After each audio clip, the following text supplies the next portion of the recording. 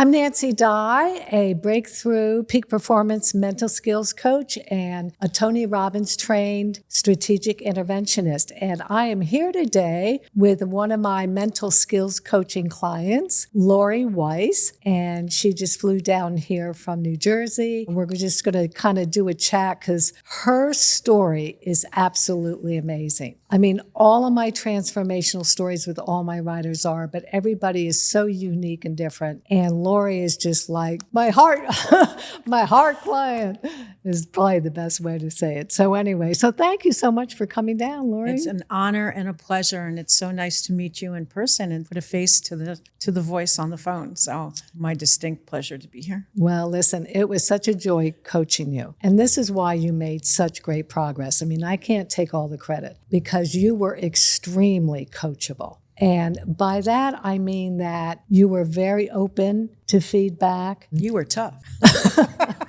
Why does everyone keep telling me that? I couldn't get away with anything. You Really? Well, so tell me about that. It was wonderful. You called me out. You knew when I was being sort of on the fence or not being, transparent or, truthful. And you would say, well, what is it that you really want to tell me? What is it? This is not what you did. What is it that you really, want to discuss? And I would bare my soul. In the beginning, I kind of poo-pooed, not poo-pooed, but I was softer than I think I ended up being. And I wasn't as vocal. Let's put it that way. No, you came a long way. Yes. And it's interesting with athletes, and especially with equestrians, and maybe not so much at your age, but also with the younger age, that speaking softly and slowly, you can't feel the power. Well, that's the respect in me. That's how I was brought up. To make yourself small and hold back. And made myself small and held back, exactly. Which you keyed into very quickly. Yeah. And so do you remember what was the first thing we did? Do you remember? Well, the power pose. The power pose. Yeah, right. Are you going to demonstrate that now? No, already. I'll do it from a seated position. You do it from I did it in the bathroom before I came Did you? out. Did you? I do it every day, every time I go into the barn. Okay. I'm impressed. Every time I start my day with it. I'm very good at it. I'll take you up on it. Go ahead. Because you can do it from your horse, although not, so vocal. Get you all pumped up. And then I listen to my music. I have an hour ride to the barn. In the past, I'd be working. So I have an hour ride. I'm working the entire hour ride. I'm getting frustrated. I'm getting whatever. And then that was just setting the stage for a distraction and all sorts of other things when I got to the barn. And then by the time I had to get on Merlin, I was like, I don't even want to do this. So I listened to my music. It's a whole new system. It's a whole new set of rules in place, and they really work. So going back to the power pose, because, that's my first session. I have a teenager who said to me the other day on the phone, she's thrilled. I mean, she just finished the boot camp. But she's like, I got to tell you, Nancy, those first 3 sessions were tough. I'm like, what do you mean tough?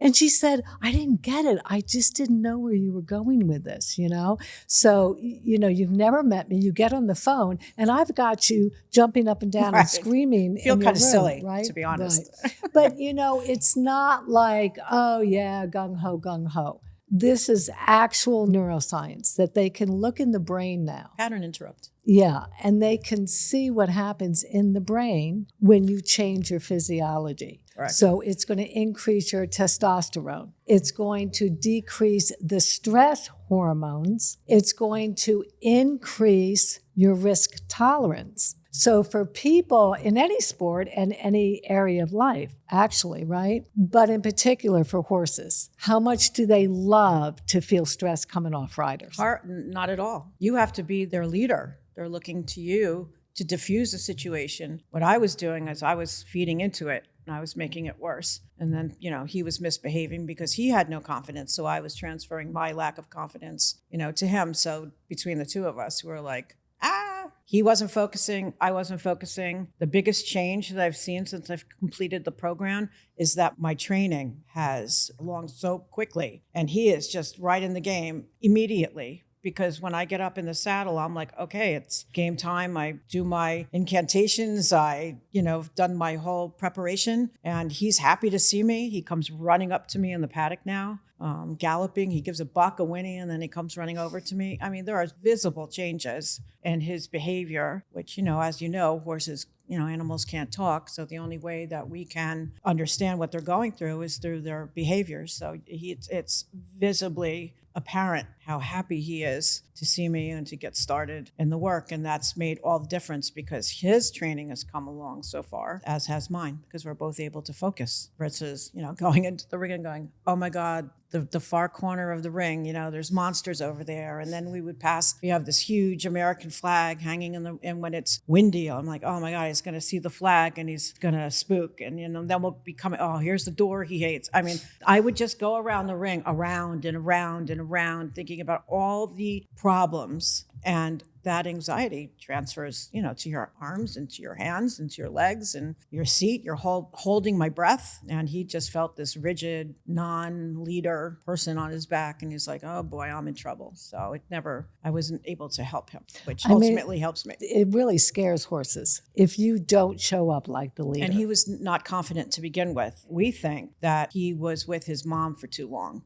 Some mares can be really good mothers and overprotective. And we think she was a very strong mom, and she was very overprotective of him, and she didn't give him the opportunity, just like a parent with a child. Right. You can't closet a child and then when they're 18 send them off into the world like a bear, in the woods, not being able to hunt because you never taught them. So what happened is we think she didn't allow him to make his own decisions. She was always there to protect him and shield him and do whatever. So when he was separated from his mother, he was like, oh, what do I do now? Because he would go into any situation and be frightful. So he was looking for a safe room. He was looking for a safe room, absolutely. And I wasn't it. Need to send him to some Ivy League colleges, right? No, I think they got some safe room stalls there. Kind horse, not a mean bone in his body, loves animals, loves people, particularly loves children. Mm-hmm. He has an innocence about him that I think he can relate to kids very easily. But no, I was not who he needed at the time. At all. And so how are you showing up now with him? What is the difference? Because you got there and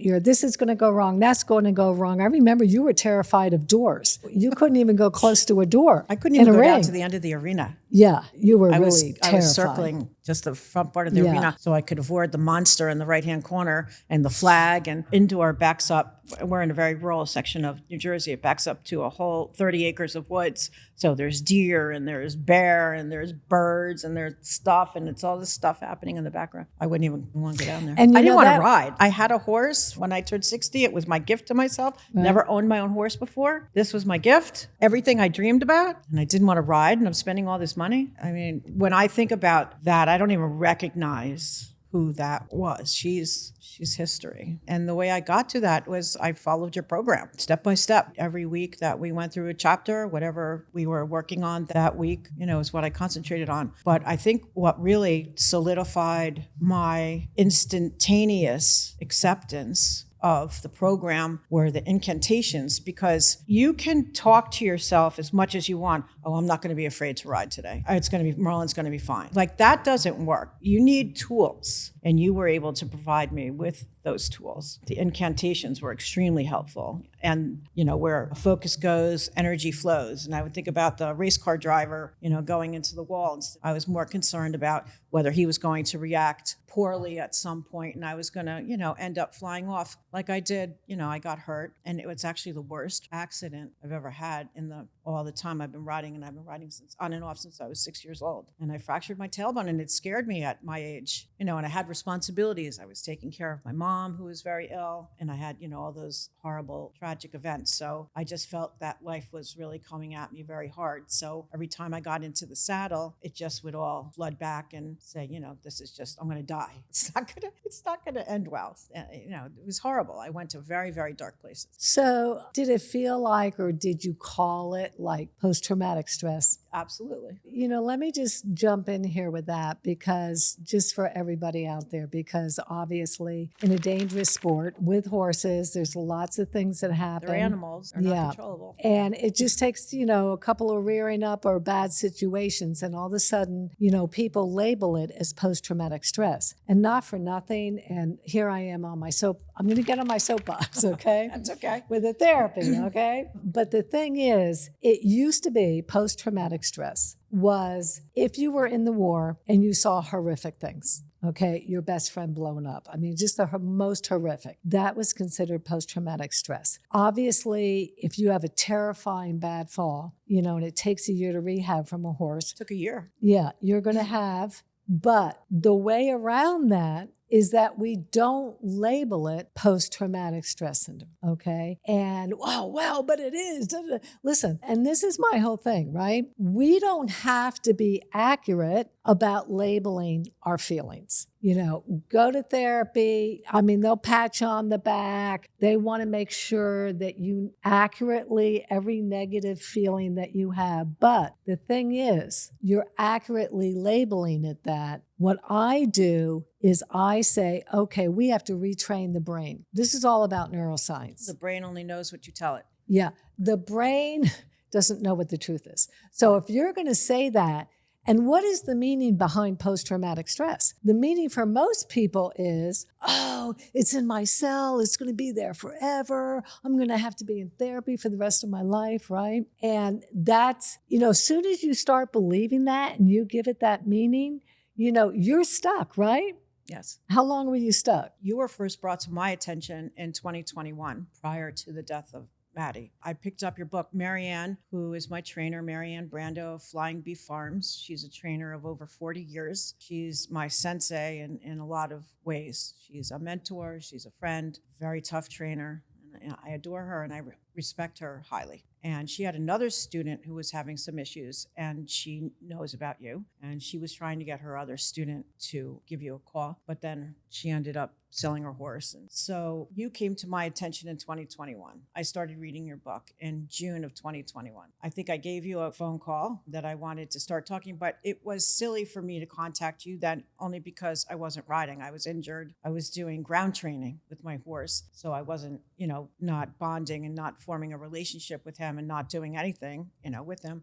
So the ground training was helping him, desensitization and helping him get over some of his fears. That was in June. So then in August, Maddie died and my whole world was rocked. I was reading your book, but then I put it down. So I was stuck until I called you in February of this year. I didn't even want to go into his stall. I didn't want to groom him. And I'm sorry, but Maddie's your daughter.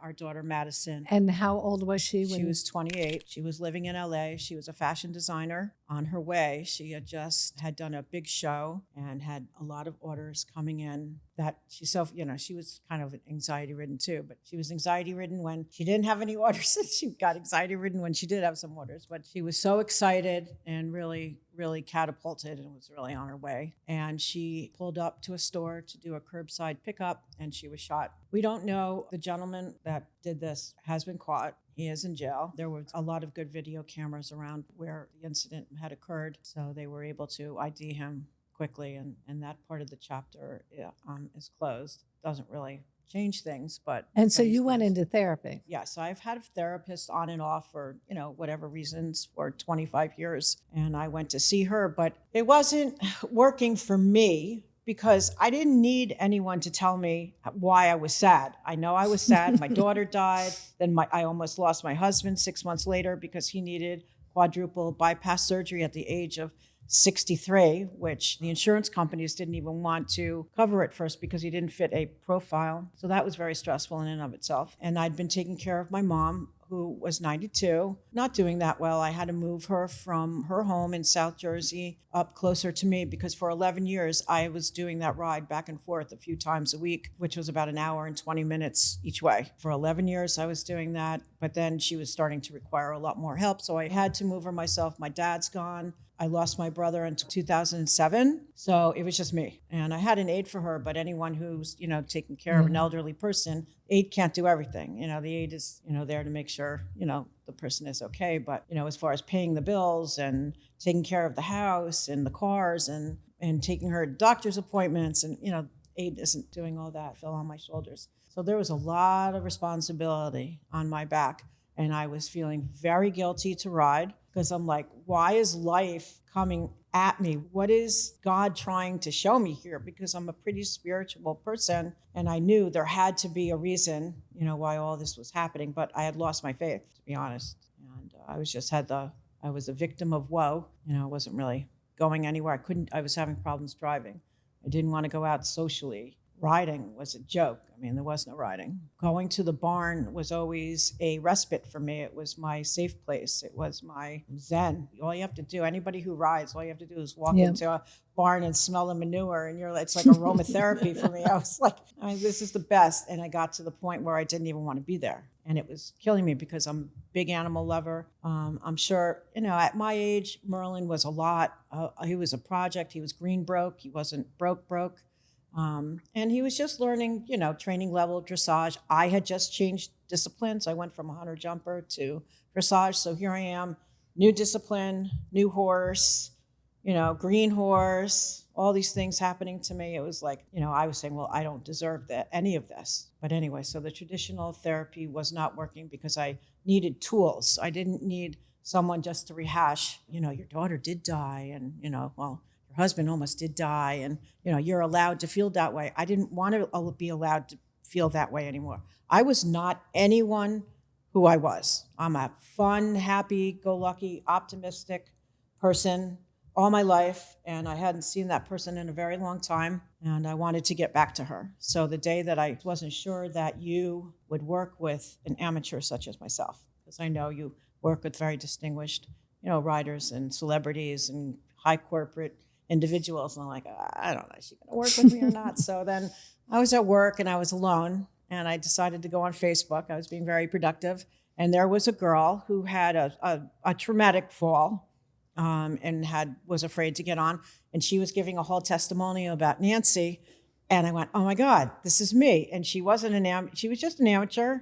She was sitting up on a quarter horse, outside her paddock, and she wasn't, and Charles Ancona, riding where, and I'm like, wow, maybe she will work with me. And I, right then and there, I picked up the phone, or I went on your website and I filled out the contact form, and we got together. On the phone. And we talked for over an hour. I know you had a free consultation, but we talked way past the free consultation, part. And you were blown away by what I had been going through. And we hit it off very well, I thought. And I never looked back, and I just kept training with you, and I looked forward to my sessions every week, but I knew that I couldn't bullshit you. This is it. It's an all in. You have to be very committed. You have to be very dedicated. You have to do the work. No one's going to do the work for you. The blame is only on yourself if you don't take the challenge and want to better yourself. But I was at such a point where I didn't even know I wasn't of use to my husband. I was distracted at work. It was terrible. And I certainly didn't want to live the rest of my life that way. And not only that, I have this beautiful, adorable horse sitting in a barn only an hour away from me that I can go ride, and I didn't want to. And you have another child. Yes, we have a son, Taylor, who's wonderful. He is just the greatest kid. Yeah, you had another child. I still had a lot of responsibility. What about your high-powered career? Did all this affect your career? Yes, I just wasn't as productive. I was very distracted. I couldn't make a decision. You do interior design, right? Interior design. Okay, not just interior design. Yeah, no, it's okay. It's a very prestigious I design interiors. And your husband's a top commercial architect. Spaces. Yes, and my husband's an architect. He's very smart. He's very good. He's Columbia trained. He was only one of 12 students who graduated from a master's program at Columbia University. So anxiety, post-traumatic stress, let me go back to that for a moment, because that's kind of the point at which you called me. And as I was mentioning, it really does not serve us to do those labels, okay? Because then that becomes our identity. And the problem with that is that of all the things that drive us in life, that drive our thoughts, our emotions, our feelings, our behavior, the number one driving force is our identity. So unfortunately, when you go to therapy and you want insurance to pay for it, they have to give you a diagnosis. Correct. So now you become your disease, right? Correct. Yeah. Yep. Okay. Yep. It starts with, I have generalized anxiety, but then it becomes you, right? So we don't want to become our disease. We don't want to become also our negative feelings. And so, this whole thing about you're allowed to feel that, it's okay. Listen, I agree with that. My problem is, can we move on? like, let's move on. We've identified it. We've talked about it. Now, my thing is this, okay? Post-traumatic, here's where we want to go. We want to go to post-traumatic growth. Like, they don't tell you about that. It's like, no, you really can go to the rainbow. Like, there really is another. It's a decision. You decide to make I decided to make a decision. In a millisecond, you change. Because I decided that this was not going to be my identity any longer. And I wanted to kick it to the curb. I had no interest in being this. It wasn't serving me. I wasn't performing well in any area. I was just going through the motions. Wake up, go to work, come home, make dinner, go to bed. I just kept myself very much in blinders because I couldn't look too far to the left and I couldn't look too far to the right. I just had to get up, keep moving one foot in front of the other and continue to go on because it was a lot. It was Maddie, our daughter, dying, my husband being sick, my mom, my work, my son. He's wonderful. He's very protective over Ron and I.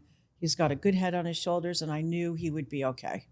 But still, he's my other, but still, you my other chickadee. You want to be, I think all parents want to be good role models. Well, and that's the other thing that was so devastating when all of this, you want to protect your children. Yeah. Especially Ron. He had, as a father, my God, his daughter, he couldn't protect her. And that was a horrendous feeling. Horrendous. Like no one should lose a kid. No. And my heart goes out to anyone who has because it's not the natural order of things. You literally do have to do the grieving process. Yes. You really do have to go through those steps. But at the same time, you have to take breaks and stay on the bridle path to move forward. I can tell you when my husband passed away, one of the things that I did, because I know I have to grieve, I also know I have to be on the phone, hour after hour, coaching with your people. Clients, correct. I mean, I can't be boo-hooing. No. It doesn't matter that, I'm allowed to and, all that other stuff, right? So what I did was this, and I mean, I highly recommend it, is that you schedule the grieving. Time for yourself. So what I did was I made a playlist that was all these songs about love and losing and heaven and blah, blah, blah, right? That just made me bawl my eyes out so that I triggered myself, right? Yep. Because it builds up. Yes. So I triggered myself to get it out. And then as I was leaving the park, because you have to walk, because that's the thing with you have to that's move the your thing body. with anxiety is you have to, number one, with anxiety, change your focus. Think about something else. And number two, you have to get rid of that energy. So you have to walk. Correct. So what I would do is go for the walk. I would put on the one playlist. I would get all upset, blah, blah, get it all out.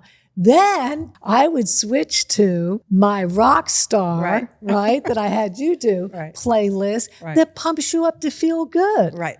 I mean, listen, our bodies can't take that much stress. You also need the dopamine and the serotonin and, the science behind music therapy. Correct. I mean, it is so powerful. Yes, it is. And honestly, get your body moving. What I teach is changing, people to shift gears this fast. I want you shifting gears this fast because listen, and your situation was extreme, but, for most people, they're just having a shitty day or whatever, but still you cannot get on a horse like that. And also if it's another sport, you're not going to be able to focus and perform. But that's what I loved about the program because you can get in state very quickly. Yeah. I wasn't learning how to do that. And that's what I needed to do. So after reading, some of the chapters in your book, I'm like, oh, this chick's for me. She's going to kick my butt. And that's exactly, what you did. Very quickly, very easy to understand. And quite frankly, so easy, like you can't believe, like I didn't think about this myself, but you put it in a package with the steps that you need to follow and the ways in which to do it. And you apply it specifically toward me, even though I was reading your book. That was the other thing. Like, even though I read the book, I really needed you to read it along with me so that you could tailor it personally. Well, do you understand that, this example is what you're going through, and this is why this example is what you're going through, and this is what we're going to do about that example and why you're going to do that. You don't get that fully just by, the book is wonderful, but it was great for me to have you along the ride when I was rereading it again. But the best things for me were my incantations, changing my focus, changing my physiology, and changing my language. Because instead of saying things like, oh, here, this is a good example. Instead of saying PTSD. Yeah, the barn anxiety. Right, the barn makes a lot of noise when it's windy. I mean, I'm talking, and we get winds, like 50-mile-an-hour winds, and the barn creaks and made me nervous, and I would tense and I would stop breathing. So instead of thinking of the wind going at 50 miles an hour, I said there were fairies. The fairies are here. They come to watch me ride. Oh, they're really noisy today.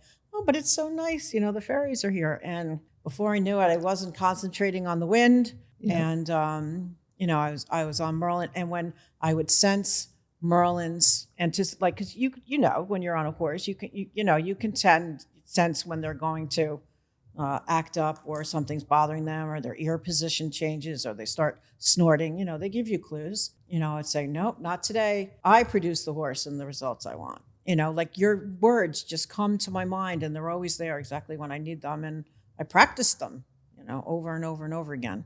I mean, my favorite line is, I don't care how you feel. I do.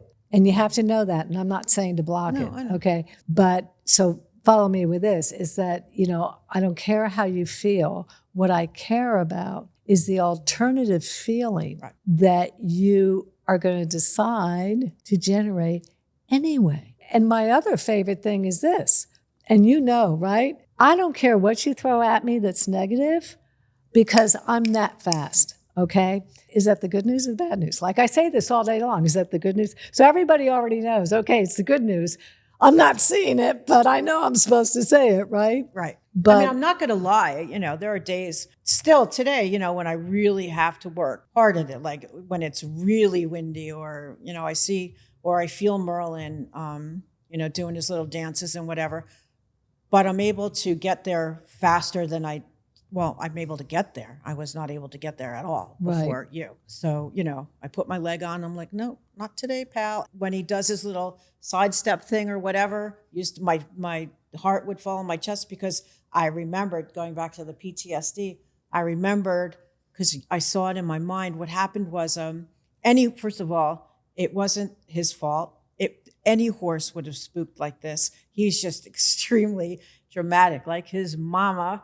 So a dog ran underneath we were in the outdoor, and a dog ran underneath the fence, crunching a Doberman, large dog, crunching a Poland Spring empty water bottle. And it probably just caught him, they don't see peripherally, so it probably just caught his vision in a weird place. But I had just gotten on. So, when you get on and you kind of, you kind of like sit up and you wiggle your butt around a little bit and you're checking your heels and your feet and whatever. That's what I was doing. But he did almost a 360. So I didn't have a chance. And I went flying off, and it was April. So the footing in the outdoor was still a little bit hard. And I landed right on my butt.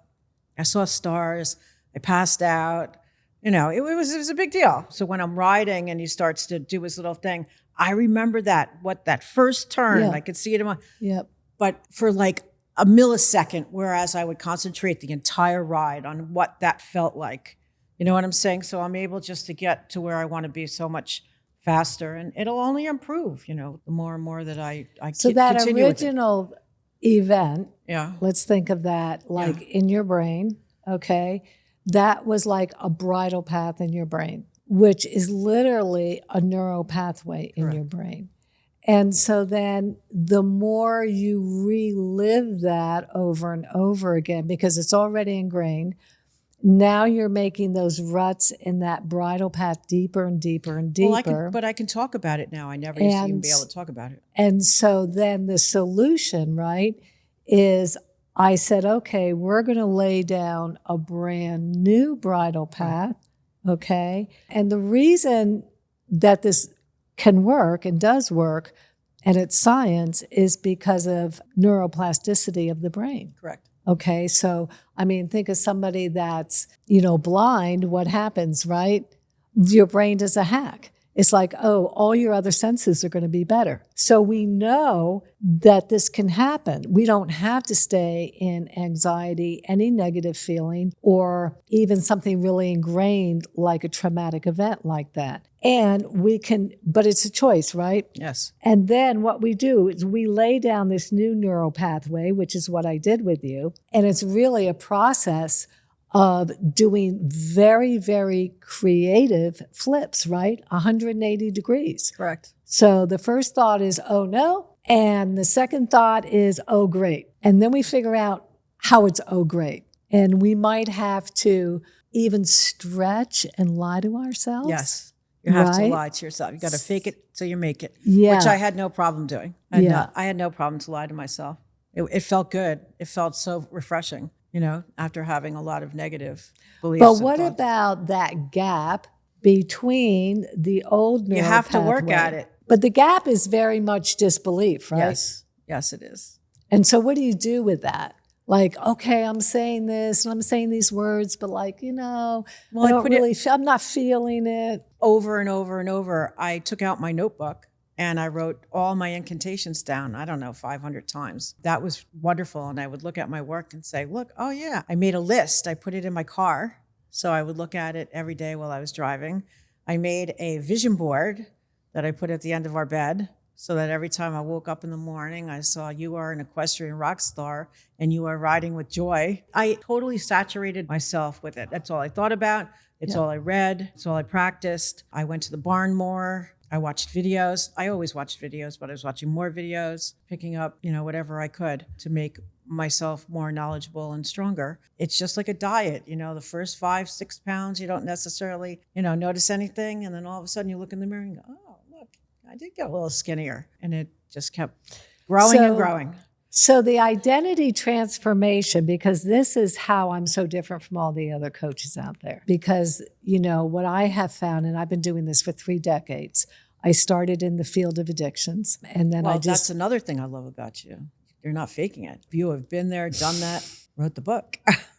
I mean, it is what separates me because, and you can read my book, right? But the thing is, you can have a manual for an F-18, but that doesn't mean you can't get in the cockpit and go ahead and drive it. And fly the plane, correct. And a lot of my competitors, I mean, I think somebody was reaching out online and somebody recommended me and somebody immediately, one of my competitors went online and said, oh, but you know, I have an advanced degree in sports psychology and I don't. Okay. When I first started in this field, it was like, oh, you can't do that. You don't have an advanced degree in sports psychology. And I'm thinking to myself, okay, well, that's a limiting belief, right? Right. And so that's I can say to you, listen, and this is what clients say to me. I don't care about your degree. I care about results, right? And that's a difference right there. And, you know, Elon Musk was saying something about that the other day that I loved. They were asking him about how he hires somebody. And he said, you know, it's pretty easy to figure out the really, really good people from the not so good. All you have to do is say, explain to me a problem that you've solved.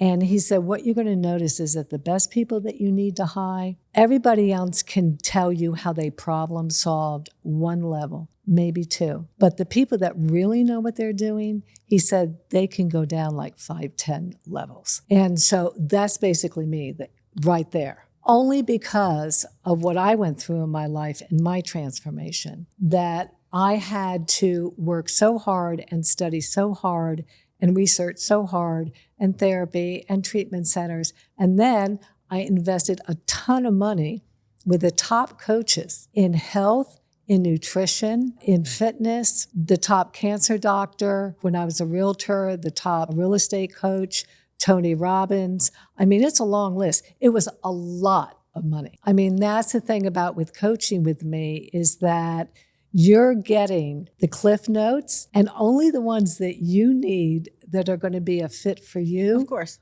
From all of that.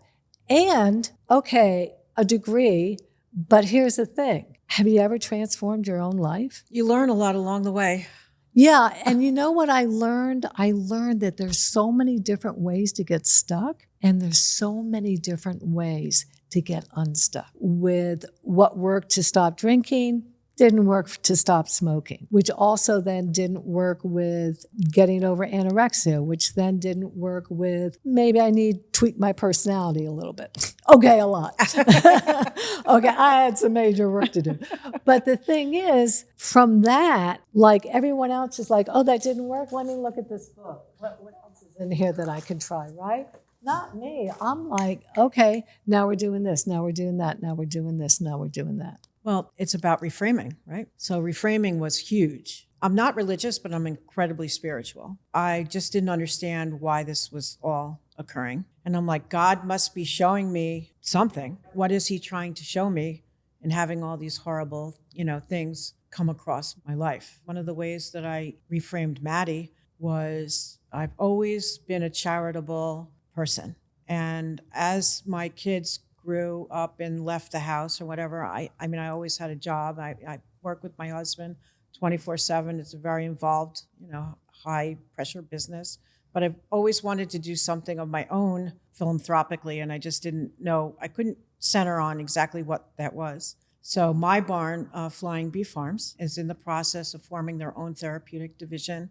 Marianne went back to college. She got her accredited certification in order to be a PATH instructor, and ESHML and EAL, Equine Assisted Learning, which is all, we're going to be doing all that in the barn. Maddie loved to ride. She suffered from very bad anxiety.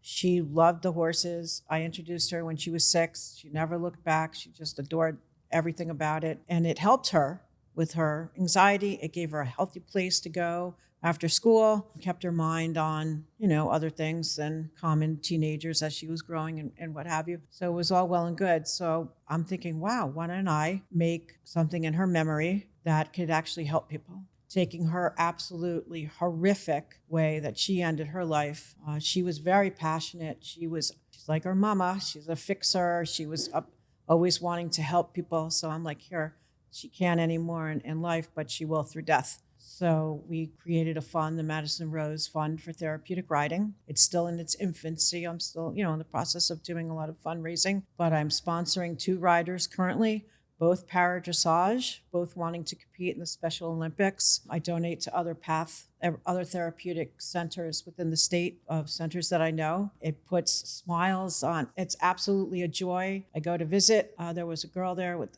cerebral palsy.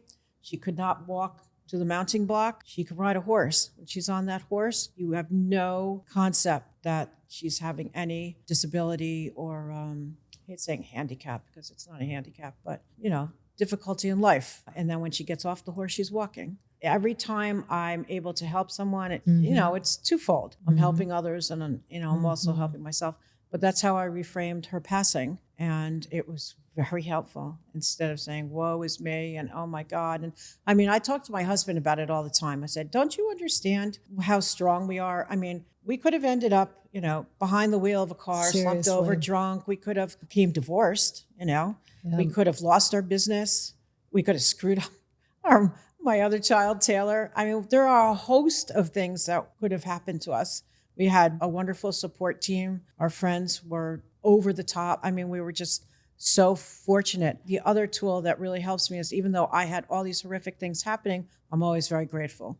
I've always been very grateful. And for the littlest thing, I'm so grateful I woke up today. Thank you, God. I'm so glad I'm not, I can see and I have a husband and a roof over my head. And oh my God, you have a car to drive. I go down the list. There's 30 things on my list before I even put my foot on the floor of how grateful I am. And it's so important. And you lead with gratitude. The only way that you can correct a behavior, make a decision, is to decide that you're grateful for all the opportunities that are in your life. And it makes the hardships a little softer and manageable. And things you can grow from, not stuck, which I was staying stuck. I wasn't going anywhere and it was horrible. Did we kind of uncover the fact that there were reasons you wanted to stay stuck? Can you speak to that? Because, sometimes people have a hard time getting unstuck because that kind of becomes their best friend. Well, it was very familiar and it was comforting. Yeah. I gained 35 pounds. I wasn't exercising. I wasn't doing anything really very healthy for myself, but I was cocooned in my grief. It felt warm and comfortable there. Mm-hmm. And I wasn't anywhere near becoming comfortable with being uncomfortable. I mean, those kind of thoughts, didn't even enter into my mind. All I knew, like I said in the beginning, all I knew is I had to get up, I had to walk, I had to get in the shower, I had to take care. I have a dog. We have Maddie's dog, Beetle, little Boston Terrier. Still had responsibilities. I still had my son, my God, my job. And these are things I was very grateful for. However, I felt like I was carrying a 50-pound backpack around. Yeah, dragging. because I remember it. And everyone is kind of like that when they first come to me. They kind of, they want to change. They want to move on. But, so does everybody. Like everybody wants to win. Everybody wants to be successful. Well, there's so many instances in your book that are really empowering. I don't know if you want me to disclose. Sure. Captain Coffee is probably the most incredible story ever. He was a prisoner of war in the Vietnam War for 7 years at what they affectionately called the Hanoi Hilton. And how do you survive getting tortured, starving, solitary confinement, not knowing, what's to come in the next minute for 7 years? How do you survive that? And he talks, the way he spoke about his faith and gratefulness that he had for his country. He was feeling that he let his men down, that, that their plane got shut down because of his neglect. So he had to live with that guilt, and he just turned it all over to gratitude and faith. I mean, you have to be a strong-minded and... Do you remember what the shift was that he was able, because he started out much like you, right? He started out with woe is me. Yes. Woe is me, Yep. Right? How did he do that shift? Do you remember? Pulling me out on the carpet. Open book test. Yeah, want me to look? No, because I remember. Yeah. Okay. Remember, he didn't even recognize that this is what it was until after he came home and was repatriated, that he thought back. And here's what it is. He shifted, and again, it's all about your focus. He shifted from woe is me to show me, God. Right. Remember, show me, God, how I can take this situation and use it to come home to be a better husband, a better father, a better son, a better servant for you, all across the board. And it was at that moment, and I think this is really important for riders, and I mean anybody really, any sport, that it shifts from being a victim mentality, okay, to empowered, all right? It's going to shift when we have a mission, when we have a purpose. And so note also, because this is what I had to do with you with your horse, was to give you leadership skills. I mean, a lot of people that come to me, and certainly young kids and teenagers, have zero leadership skills. I was blessed, although I'm still looking for a support group on this. I was blessed to be raised by a tough Marine, okay, who fought the Japanese on the islands. So I am very, very grateful for that. And I learned a lot of leadership. I grew up with somebody that exuded leadership, although he was also a little crazy. But anyway, he showed up as a leader. That was his purpose. He's going to help his men. He's going to tap on the wall. That's how they communicated. Yes. Okay.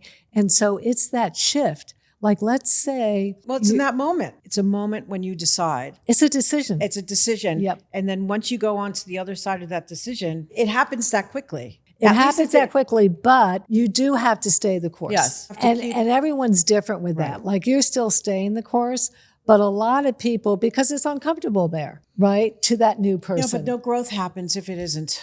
No, but, they do like hop over the fence and go galloping back to the hood. Yeah, is right. what I call go your old identity. Old rider identity. Yeah, yeah, right. Well, all that negative. I don't ever thinking. want to see that person again. Right, and that's what you have to do. You have to demonize that person so that you never do. Right. But going back to Captain Coffee, so he made that a mission, that he could become better, that he could be a better leader for his men. It was actually the good news. And so let's go back to your daughter and also, my situation with my unhealthy parents. This is actually a quote by Tony Robbins, because if you know his background, he didn't grow up with the greatest Tony Robbins would be situation the person he is or today parent. if he didn't have the mother that he had. Right, it's exactly. Correct. Yeah.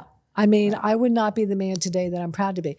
And I would say about my parents, as horrific as that was, and I wouldn't, wish that on another anyone. human I being. wouldn't want to wish it what I'm going through on anyone either. However, had my parents been who I wanted them to be, I would not be this coach. Correct. I wouldn't know how to do this.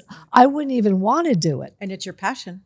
It is no. I'm on a mission. Yeah. Yeah, it's my passion. God showed it to you. Because when you know, and here's the other great thing too, I have total and complete 100% belief in every single client that calls me. And I'm not just saying that because if I can do it, there's nothing special about me. Again, I did my 4 years of college, but there's no advance, there's nothing special. Okay. But if I can do it, anybody can do it. However, not everybody wants to put in that work and wants to put in that effort. Denial is a very nice place to live, not only being a river, but I have several individuals in my life who just want to remain there. Listen, it's a lot of work and it's a commitment to change, and change is uncomfortable. It was a lot of work for me because I took the long road because I didn't have a me to get me there pretty quickly.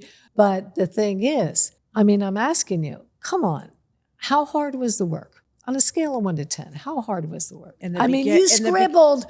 I had pictures of your beautiful scribbles, You have to show them. your incantations, and your drawing flowers. How hard is that? How hard is it to read a book? How hard is it to listen to very entertaining Tony Robbins in the car, no extra time? It's not hard at all. It's not that hard, is it? The hard part is making the decision. Once you make the decision and you have a plan and a path and a procedure to follow, it's not hard at all. And it becomes even easier as you see it working. It's like a diet, right? Or listen, working I didn't out even want to gym. get on the horse. And now I greet him and he nickers and I tell him about my day and I'm walking him up from the paddock and I'm holding him on a loose lead. It used to be like a death grip. No wonder, he was so anxiety ridden. And I would walk him into the barn and into his stall and take off his sheet and his boots, and we have a whole conversation, and I linger and I bonding with him, and we go to ride, and I'm like, come on, Merlin, let's do it.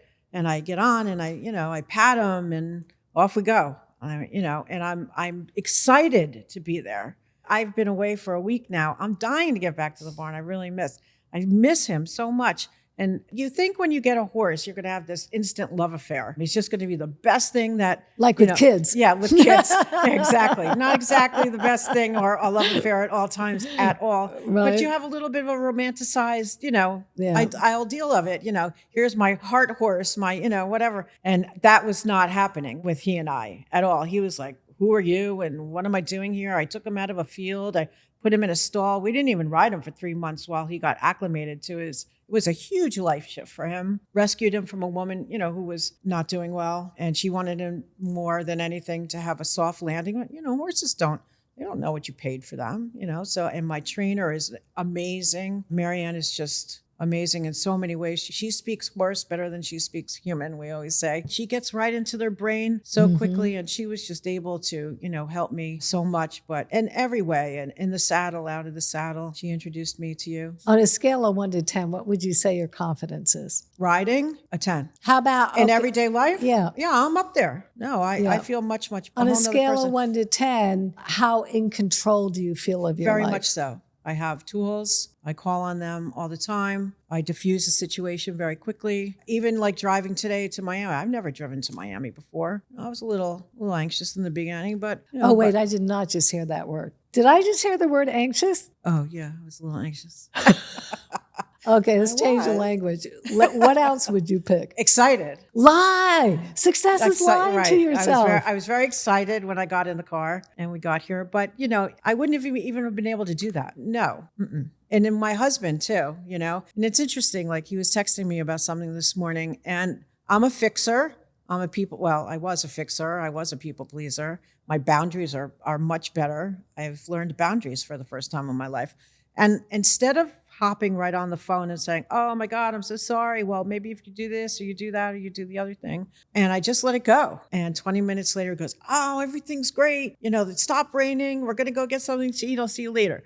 So it's good when you don't necessarily react, just think for a moment, what is my best path here? I never did that before, and it's helping us a lot. Well, I think you had a pattern, and we all do. And this is one of the things that, I really work hard with people in my program, and that is getting easily triggered. Okay. So let's go back to therapy when we're all about feelings. Like, and everybody, this is how everybody speaks today, right? I feel.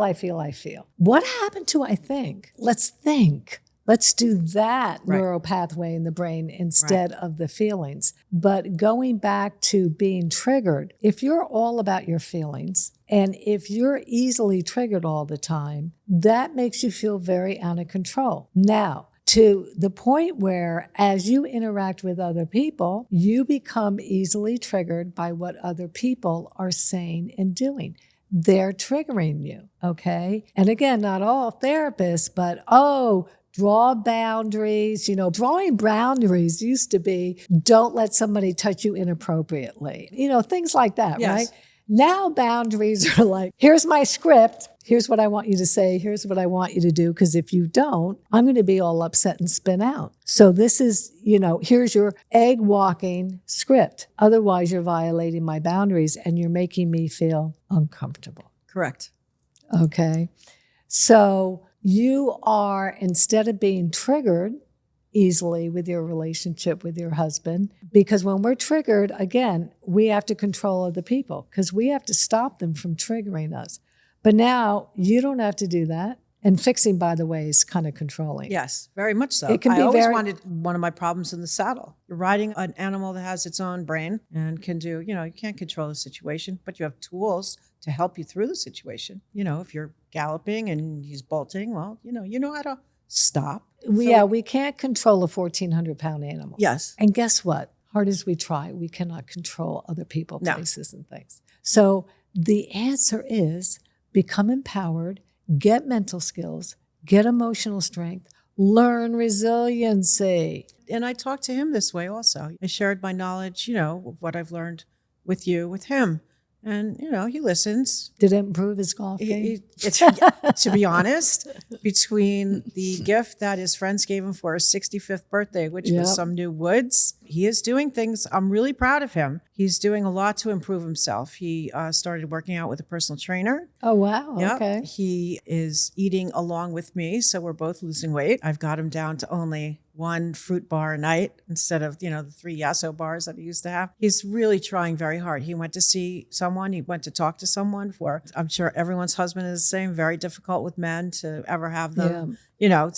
I said, it's one thing to talk to me, but you got to talk about it. You got to talk to other people. And he did. He was such a big boy. I'm so proud of him. It's definitely helped. I'm more vocal than I ever have been, but I'm not lecturing him. I'm just being more truthful, I think, with how I feel and how I think the things that we're going through might control this other situation, and that we don't need to think in that particular fashion. We can go down a new path, reframe it to be something that's in a positive nature, because it's very, very easy to get sucked down that hole and just changing your blueprint. Another thing that, when I listened to Tony Robbins, that really hit home with me. My blueprint is no longer my son may, but it's Right. walking. I wore my mom's wedding dress when I got married. I had it all a little altered, watching her walk down the aisle in a wedding dress and having grandchildren and, from her, whatever. That wasn't part of my blueprint anymore. So I had to change all that. And once you remove a lot of that anxiety of the things that you were expecting to happen in your life and start to have a little bit of gratitude or looking forward to other events in your life, you're changing your path. So your mind isn't necessarily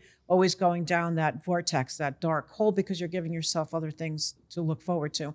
And that's kind of how I speak to him very honestly, because this is, truly how I feel. I lectured him, or I came off annoying before because I was just barking kind of the same stuff, like, come on, Ron, don't feel that way. Well, yeah, okay, you could be entitled to feel that way, but this is how we're going to reframe it in order to have it be a little bit more of a positive. I understand, yes, you have to have grief, but you have to also be able to move on and enjoy everything else that we have in our lives and in a positive way. And that was a major, major tool to do. And so I'm so glad to hear that, because it really does impact your whole life. Yes, it and it helped with your relationship. But also, I mean, I coach a lot of people after we fix their writing. So many of my clients have their own businesses. It's very easy because people are very motivated to fix their writing. They may not be so motivated to fix a relationship or to fix a themselves, client, right? Or themselves, correct. So, and you know, what's great is that then if you're not triggered at home, you're not triggered at work, you have better leadership skills at work. Now you can teach your whole team this. And I think I come off more confidently, not that they didn't have trust in me before, but my clients, you know, sometimes it's difficult. I find I'm very good at it, but like someone will come to me with a certain design in their mind. I can very quickly see the holes, you know, in it, and I'll go, well, maybe, you know, if we do this and we do that, you know, a lot of times you come to a compromise. I think that's an incredibly huge tool in my business because I'm not necessarily wanting to get away from their personality, but, you know, maybe we don't have to have a purple chair next to a pink chair. Maybe we can have 2 gray chairs and bring the color in. So do and you other feel- directions where sometimes I wouldn't speak up enough. I wouldn't voice my knowledge enough. Oh, is that you wouldn't voice enough? Right. Like I Okay. wouldn't, you know, I would give in or, you know, Yeah. maybe not make as strong of a decision. Yeah. I'm much clearer in my presentation. I'm just stronger all around, clearer in my presentation. My thoughts are more organized. I'm really in touch with what I'm feeling. I'm not afraid of, you know, to change. I'm getting comfortable with being in uncomfortable situations. I feel that's where most of my growth is really coming from, is that, you know, if I don't step away from my comfort zone, then, you know, how am I going to get further, especially in my writing? And I can't wait. You know, I haven't shown since 2017. I've had Merlin for almost 6 years now. Maybe I've only ridden him 2 of the 6 years as he's just become, you know, we're doing training level. I mean, he didn't know what a, you know, shoulder in was, or, you know, keeping him straight. He has some arthritis. He has some conformation issues.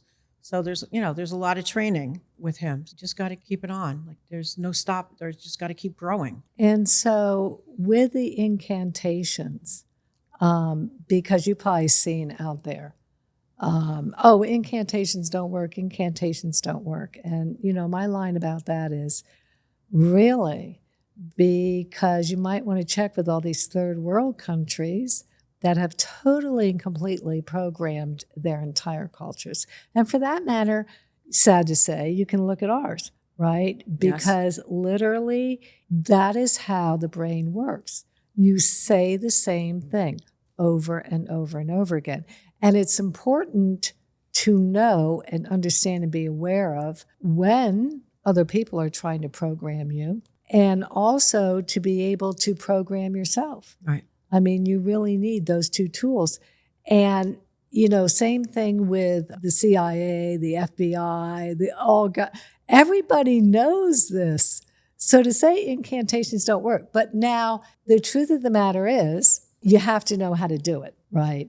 So you need the tools. I mean, yeah, if you're just going to sit there and you're just going to say, oh yeah, I'm going to question your rock star, right? No, it's not going to work. It's not going to work. Okay. So you have to know the right things to say. You have to know the right way to say them to be anchored in your brain. And then you have to back it up with belief. Let me just do a quick quiz with you. What are the 2 types of main beliefs? 2 types of main? Yeah. What are the 2 main types of beliefs? In ourselves? In anything. There's 2 types. No, you tell me. Okay. So number 1 is blind faith, which, to be honest with you, is really hard for people who are atheist and maybe whose parents didn't do the whole Santa Claus thing because they just can't go there. They're so reality-based. And, you know, a lot of my program is get the hell out of reality, especially if it sucks, right? So it's blind faith, and this is how world records are broken, right? I mean, all the science says you cannot run faster than this world record. And then somebody says, I think I can, and I'm going to try to, and I'm going to tell myself I can.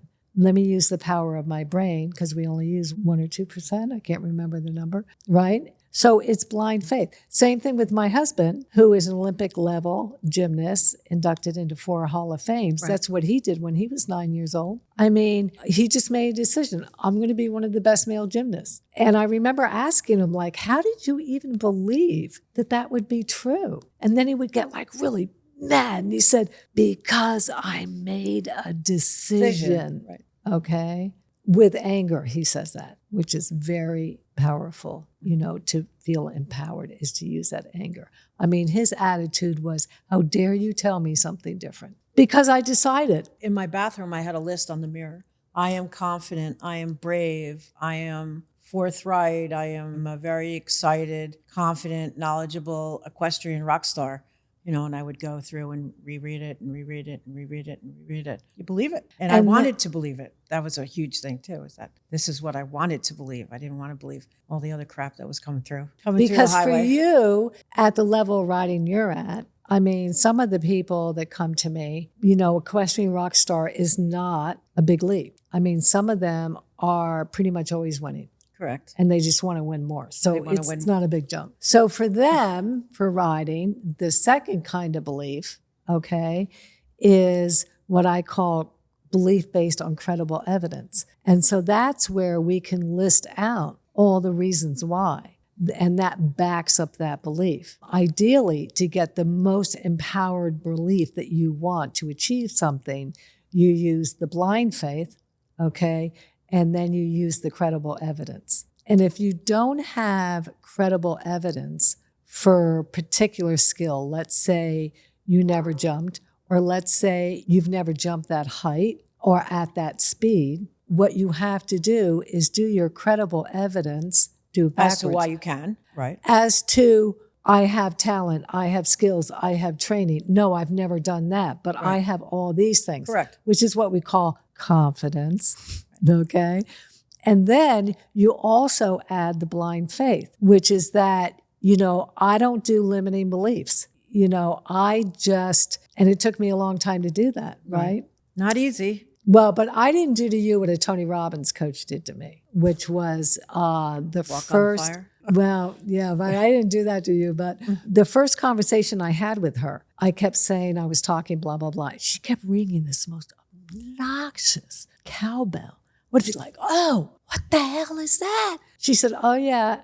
Anytime one of my clients has a limiting belief, I ring this cowbell. I mean, let me tell you, I got over that real quick. I mean, that was just so obnoxious. Right. But you got to catch yourself with this and go with that belief and keep moving forward. Well, you were the best phone call I ever made. I was joking with you. And when my mom passed, so my mother passed in February of 2024. And I felt like a huge part of my life was gone, but a huge part of my responsibilities too. About a month afterwards, that's when I went on the computer and on Facebook, and I saw that client, Nancy, speaking about her experiences. And she was just like me. That was just in that split second. I changed my life in that second because I called you and we made an appointment. We went online and we made an appointment.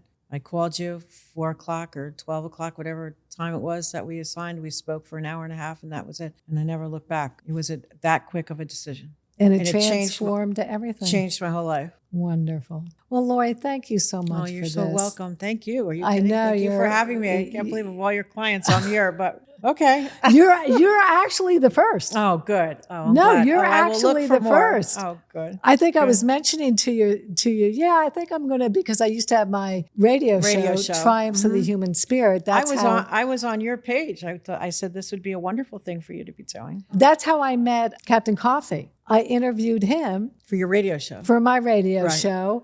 And then how blessed was I, because he came down, he lives in Hawaii, and he came down to Palm Beach. He was doing a speech. He's one of the top speakers in our country at the time. And he gave me a call and he said, hey, I'm in Palm Beach.